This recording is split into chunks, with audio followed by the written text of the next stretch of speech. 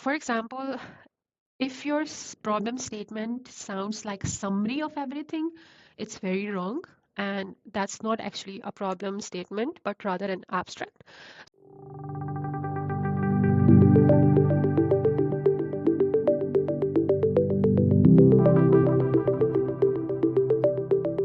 Hello everyone, welcome back to my channel. In my previous video, I showed you how to start your literature review using Google Scholar. Now the next question most students ask is, I have read papers, but what do I actually write? So in this video, I'm going to show you how to write a clear and strong research problem statement step by step. So whether you are a bachelor student, master student, or a PhD, this video is for you. So today we will not talk about theory, but I'll show you how to think and how to write, right? So before we dig into writing part, let's clear one thing. The research problem statement is not a topic title, it's not a long story or a list of problems. It's a short explanation of what problem exists and how it affects and why it needs research attention, right? So if your problem statement is weak, your proposal could get rejected, your supervisor could lose interest, and even your scholarship application becomes unclear. So this part matters a lot. So once you have conducted the literature review, you have all the papers, you have read all the abstracts, you have clear understanding of what a previous research looks like and what are the topics earlier researchers have already discussed. Now you should open a blank Word document and remember that you can never start your research problem statement with theory. So first line should never be theory. Instead ask what's happening in the real world. What issue keeps appearing in research and practice, right? So for example, we have talked about artificial intelligence and its literature review. Say for example, we are going to work on the same topic and we need to write a problem statement. So instead of starting off with what's already built, we will start off with what's happening in real world, right? So we could go on with like, despite the increasing use of AI in academic research, many students struggle to conduct an efficient and structured literature review. So this is going to be the hook of your problem statement because it tells the reader the context of your research, why your research is relevant and why it is so urgent to conduct a research on a topic like this, right? So we do not have any citations yet, but we do have clarity, right?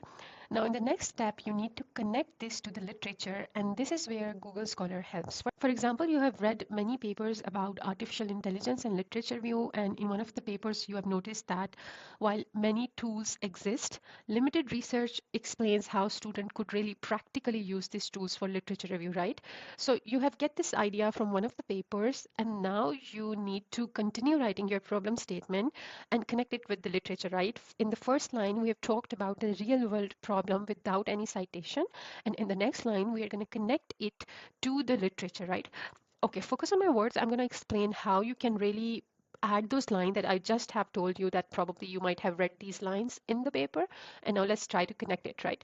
So you can go like previous studies have explored AI assisted research tools. However, limited attention has been given to how students practically apply these tools during the literature review process. And here you're going to cite the same paper from where you have read this kind of information. So for example, we can write John at all 2024, right? So this is how you will continue developing your problem statement by not just explaining what's already in real life, but also what other studies have already talked about, right? Now, this sentence is literally gold because it shows that you have read literature, you have identified a gap, and you're not repeating existing work, right? You are rather trying to come up with something new. Now, in the next step, or probably in the third sentence, you need to combine the real world issue, which is your first line or first sentence of the problem statement, and the research gap into a core problem clearly, right? So maybe you can go on. As a result, students often face difficulties in organizing, evaluating, and synthesizing academic literature. So here you are giving the actual problem, right? It's very specific, focused. It's not at all broad. So that's how you're gonna start your problem statement, right? So while writing problem statement, you need to avoid words like many problems, various issues, or a lot of challenges. Right. So once you were able to connect the real world problem to the literature and you were able to clearly explain the actual problem in a very narrow manner, now you need to explain that why this problem deserves research, right? You need to clearly sell your topic or sell your idea that why it really needs attention or why you should be working on this topic, right? So probably after mentioning the actual problem, you can go like addressing this problem is important because an ineffective literature review process can negatively affect the quality of academic research and, of course, ultimately students' outcomes, right? So once you have explained why this topic deserves research, you are clearly telling the reader the impact of this research. Again, you are providing a justification of this topic being so relevant, right? So definitely your supervisors or even a reviewer or a reader would love this because you have gone from the real world issue and straight to how you're going to solve it and why you need to solve it, right? So a good problem statement is usually one short paragraph, like 5 to 7 sentences, the way we have written right now.